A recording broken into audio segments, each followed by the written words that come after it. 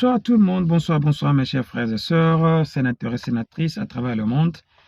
Merci de nous retrouver une fois de plus dans notre nouveau numéro. Nous avons beaucoup d'actualités que nous devons commenter aujourd'hui. Nécessairement, comme d'habitude, on s'est dit qu'est-ce que nous avons fait en Congolais, disons. Qu'est-ce que nous, en tant que Congolais, avons fait au monde pour mériter un tel sort? Parce que nous avons vécu des présidents incompétents, des présidents très malhonnêtes. À la personne de Félix, c'est un peu un niveau très élevé. Beaucoup de fois, plusieurs d'entre vous souvent ne partagent pas mes avis, disent que non, j'exagère par rapport à mes dires.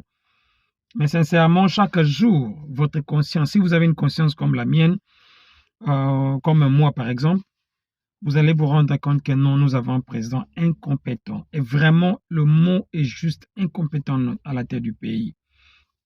Nous, on pensait peut-être lorsqu'il avait parlé en termes de escarmouches et tout ça, il allait peut-être agir en tant qu'un homme. Parce que l'homme se découvre les obstacles. Mais malheureusement, c'était juste des paroles en l'air. Vraiment, that's what English people say. Those words doesn't mean nothing for him. Le parole qu'il disait, pour lui, ça valait absolument rien. C'était juste des paroles en l'air, comme d'habitude. Il aime bien dire, c'est un bon parleur, mais en réalité, il fait absolument rien. C'est là que personnellement, ma rage vient. C'est parce que quelqu'un qui dit des choses qui n'arrive pas à les concrétiser. On vient en peine de Addis Abeba ou la Réunion, je ne sais pas moi si on doit parler en termes de dialogue, qui n'a pas tenu. Et passant Addis Abeba, venir en Namibie, réunion sur réunion, en réalité, on se pose des questions. Monsieur Félix Tshisekedi a un cerveau comme un tout autre humain où à la place de son cerveau, il y a quelque chose d'autre. Parce que comment on peut passer de réunion en réunion, je manque même de mots. Mais vous trouvez que non, ça ne tient toujours pas. Comment vous ne pouvez pas penser à autre chose? Sincèrement, je me pose des questions. Mais il y a aussi des gens qui continuent toujours à le soutenir. Je vous donne une révélation. Beaucoup de gens ne connaissent pas encore cette information. Il y a un sénateur, un congressman américain qui s'est fait appeler Andrew Carson. Ces messieurs-là veulent faire passer une loi ou bien veulent faire condamner la RDC pour le crime de Banyamulenge. Personne ne le sait. Bientôt, là, on va condamner la RDC parce que le Rwanda estime que la RDC a tué des Banyamulenge, un tribu minoritaire. C'est ça qu'on appelle à la diplomatie. Que beaucoup d'entre vous, jusqu'aujourd'hui, à l'âge que vous avez, vous ne savez pas. Voyager par-ci, par-là ne va pas apporter des solutions dans vos problèmes, ou bien à vos problèmes. Ce qui est sûr, contacter des gens influents, des gens qui connaissent quelque chose, c'est ce qu'il faut pour notre pays. Mais malheureusement, hier, il était à Bruxelles en train de demander des sanctions contre le Rwanda. Sincèrement, je me dis, devons-nous sanctionner le Rwanda? Pourquoi? Et après, il s'est dit, on doit sanctionner Kagame. Pourquoi? Les choses se font chez nous, dans notre territoire, à sa place. D'ailleurs, on a toujours dit, non, on ne vient pas toujours pour critiquer. On vient aussi pour proposer des solutions. Dans nos précédentes vidéos, on a toujours proposé le service de sécurité, le service secret, le partenaire national, le partenaire international. Tout ça, on a proposé. Mais vous ne voulez pas nous écouter. Vous voulez faire des sourds d'oreilles, penser que non, ce que vous faites est bon. Mais voilà les résultats. M. Kagame veut faire condamner la RDC à travers un sénateur dans le Congrès américain pour que la RDC puisse être condamnée de génocide chez le Banyamulenge. J'ai toujours dit, la RDC doit chasser ces Banyamulenge dans notre territoire. Ils ne sont pas les bienvenus. Ils ne seront jamais des Congolais individuellement ou bien en groupe. Si Félix ne le fait pas, peut-être un autre président va le faire. Parce que ces crépuscules-là, des groupes-là de Banyamulenge, c'est quelque chose qui va poser des problèmes sérieux. Ça, c'est encore rien. C'est encore rien. Parce que j'ai suivi une vidéo d'un pasteur Banyamulenge qui disait que non, qui donnait l'exemple de l'Australie. Il donnait l'exemple de l'Amérique. Il dit, c'est que les Américains d'aujourd'hui, les Anglais à l'époque, ont fait aux autochtones américains. C'est que les Anglais ont fait aux autochtones australiens. C'est ce qu'ils vont faire chez nous. Chasser les autochtones et s'installer. Devenir des citizens. Si vous dormez encore avec les Fachi Béton, les Moukwatondolo, il y a des gens qui travaillent jour et nuit pour récupérer les terres congolaises. Ça devait vous révolter.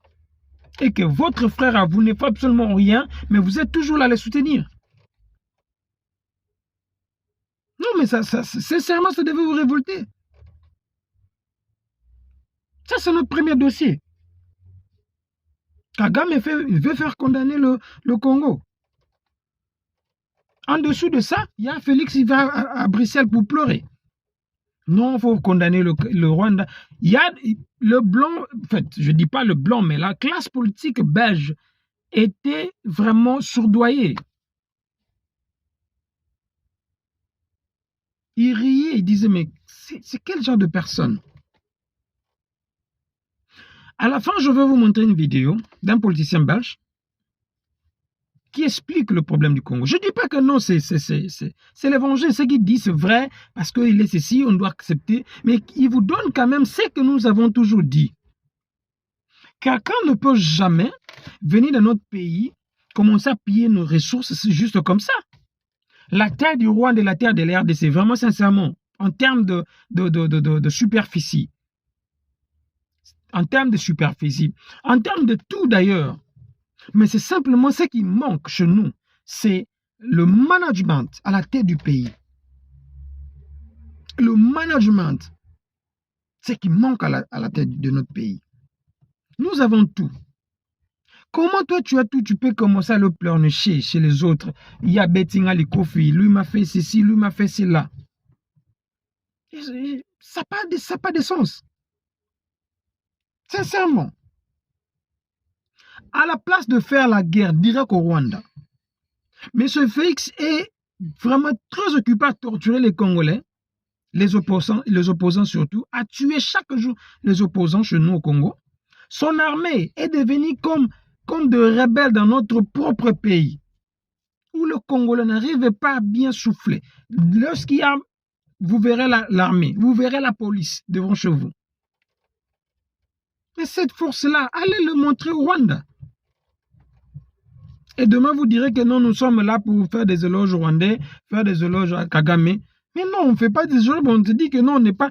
Enfin, moi, personnellement, non, mais notre gouvernement n'est pas capable de sécuriser sa propre population. Mais il est capable de tuer sa propre population, mais pas le sécuriser. C'est honteux. Sincèrement, c'est honteux. Mes chers amis, aujourd'hui on ne parle pas beaucoup, on parle simplement de l'incompétence de Tshilombo à la tête du pays. Please, ces messieurs doivent quitter notre pays par tous les moyens. Nous saluons d'abord le coup d'État qui vient de se passer en Côte d'Ivoire. On espère bien, quelque chose doit se passer dans notre pays, sincèrement. Tshilombo doit quitter notre pays. La traçabilité des minéraux, tout ça. Mais si le Rwanda a signé un protocole d'accord avec l'Union européenne parce que le Rwanda les a montré noir sur blanc où est-ce qu'ils prennent des minéraux. Qui va mettre la traçabilité de minéraux? Selon toi, c'est l'Union européenne. Selon toi, c'est l'Europe. Là où on traite avec ton ennemi bonnement, ouvertement comme ça. Toi, tu pars en pleurnichant, Kagame va négocier.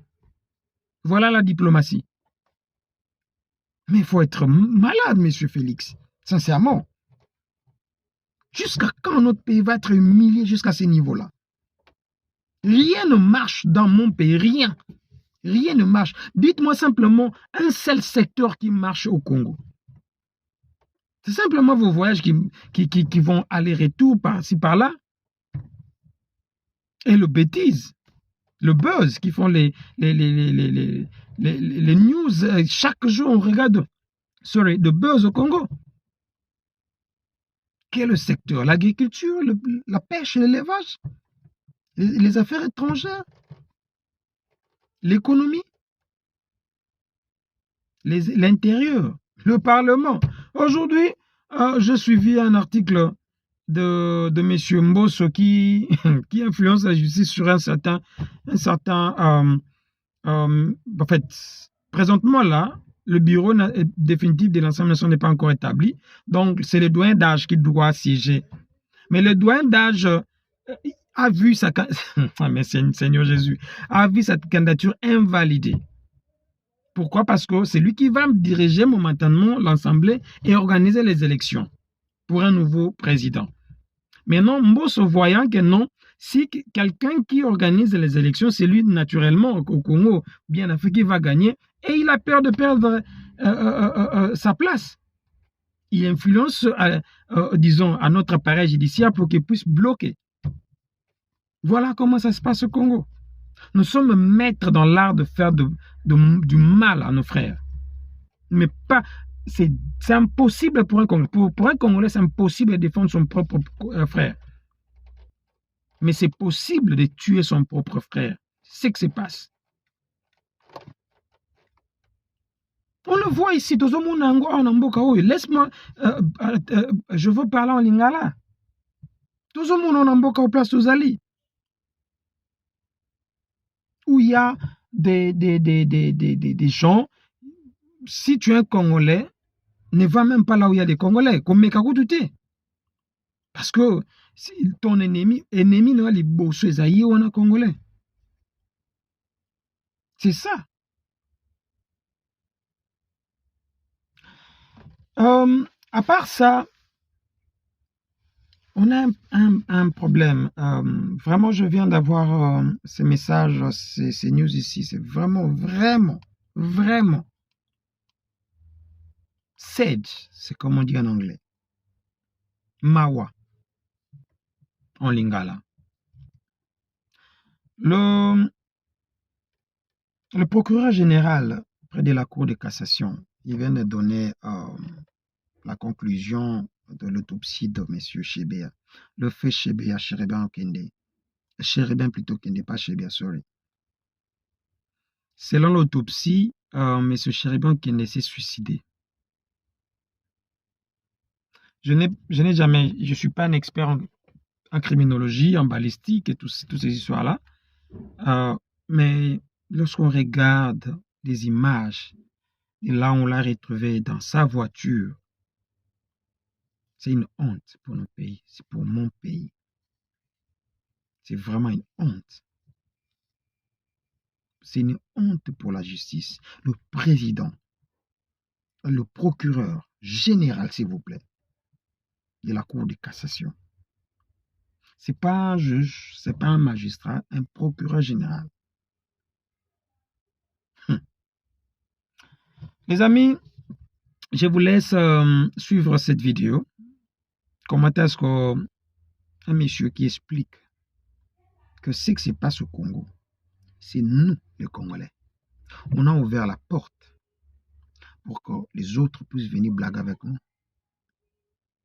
Si aujourd'hui, il y a la rébellion sur nous, les gens aiment la politique. les gens s'enrichissent dans la politique. Si on arrive à mettre des... Moi, je pense, un bon manager, un bon président à la tête de notre pays, il doit d'abord essayer de réduire la politique dans le vrai sens du mot. Ça veut dire servir la population, servir. Quand on sert quelqu'un, un serveur ne se met pas à la place du boss, à la place du client. Un serveur, celui-là, d'ailleurs, lorsqu'il met la nourriture dans votre table, vous verrez qu'il va s'incliner. Il vous sert. Pas, il se met debout comme ça. Toi, les clients, tu dois te mettre debout pour prendre la nourriture, puis demander la nourriture. Non. Lorsqu'il a la nourriture, il s'incline et il vous le donne. Si on réduit notre pays, donc un ministre touche 100 $ et qu'il est arrêté en train d'être volé, avec de preuves bien sûr, il ne peut plus exercer la politique dans notre pays, ni lui, ni sa femme, ni ses enfants, sa famille entière. Beaucoup de choses vont changer. Suivez cette vidéo-là. Cette vidéo-là va vous dire quelques détails. Il explique. Et à la fin, on conclut aussi notre émission. Ok? Je vous dis déjà bye parce qu'après cette vidéo-là, on va directement vous quitter. On nous revoit à notre prochain numéro. Ok? Contactez-nous, aimez nos vidéos, partagez, s'abonnez s'il vous plaît. On a besoin de vos soutiens. Notre numéro est toujours là. Vous le verrez toujours à tout moment. Contactez-nous au moment opportun. Envoyez-nous des informations comme beaucoup d'entre vous les font. Allez, bye, cheers. On nous revoit. Suivez cette vidéo. Courage politique. C'est qu'aujourd'hui, la classe politique congolaise devrait un peu plus penser à l'intérêt de son pays qu'à l'intérêt de son portefeuille et de la famille.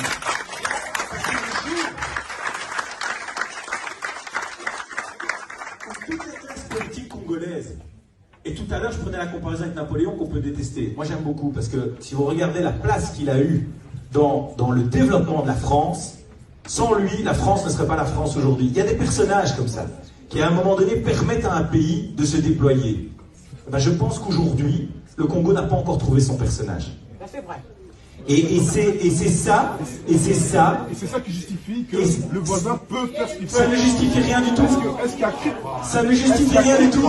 Ce que je veux vous dire, ce que je veux vous dire. Est-ce qu'il y a crime ou pas? Ce que je veux vous dire par là. Les politiques congolais, ce que je veux vous dire par là. Je suis d'accord avec vous, mais je vous pose une question. Oui. Le politique congolais est coupable, on est d'accord, ok? Ils sont pas là et je vous promets, face à eux, je dis la même chose. Mais Kagame n'est pas là non plus. Mais non, donc, mais je pose la question à ça condamne l'un et l'autre. vous. Mais non, vous, je pose la question à vous. Est-ce que pour vous, en tant que politicien, vous trouvez que ce que le régime de Paul Kagame fait est condamnable ou pas? C'est tout. Je vais être très très clair avec vous. Oui. Je vais être très très clair avec vous. En deux temps, je vais vous répondre. Le premier temps, c'est que moi, ce qui m'a toujours fasciné, depuis que je suis gamin, c'est que les gens pensent que le président des États-Unis doit penser aux intérêts du monde. Ah, voilà. Et en fait, les gens tombent toujours des nues, et vous allez comprendre pourquoi je vous dis ça.